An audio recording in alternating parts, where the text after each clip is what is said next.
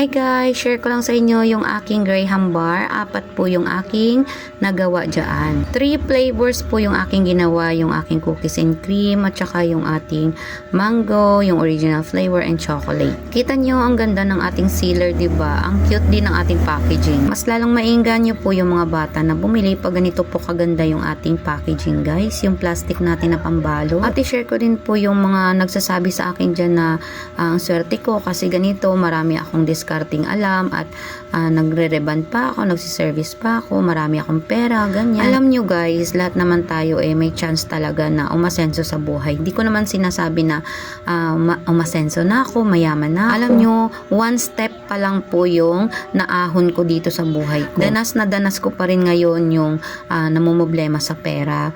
Pero unlike po dati talaga na hindi kagaya ngayon na medyo hindi na ako nakakapag-utang-utang pa sa mga kapatid ko, sa mga tao, sa Bombay. Dati talaga nung hindi pa ganito kaganda yung aking home service, ang dami ko rin pong utang sa tindahan at sa tao.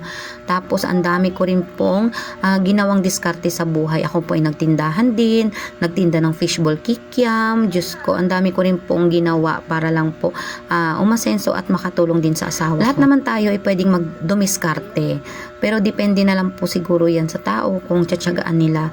Ako po ay talagay nagdasal at nag-isip talaga kung ano po yung pwede kong gawin. Ayun, minsan ako, nagre-reels, nagba-vlog onte, at nagti-tiktok din ako. Pero alam nyo guys, hindi pa rin sapat talaga. Wala pa kaming ipon, kung alam nyo lang. Kaya yung iba dyan na pilit na nanghihiram sa akin, tumatanggi ako. Kasi alam nyo guys, hindi naman talaga ako nakakapagtabi ng pera. Alam nyo yung kinikita ko, sinusunod lang din po yan. Namumuhunan din ako, lalong-lalo na dito sa Graham bar na to.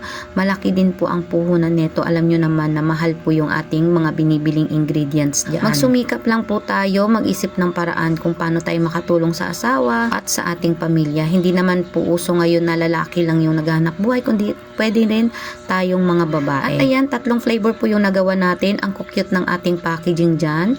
Yan po ay mangga, may cookies and cream and chocolate po tayo. Ang kakapal ng gawa natin ngayon guys. Para po mapasaya ang mga bata at bumenta bells tayo. Sana sa mga nag-iisip din sa akin dyan na marami na akong pera, naway sana ay magkatotoo po para po kung manghihiraman kayo sa akin ay meron po akong mapapahiram. Sa ngayon po, wag niyo muna akong kamustahin ha.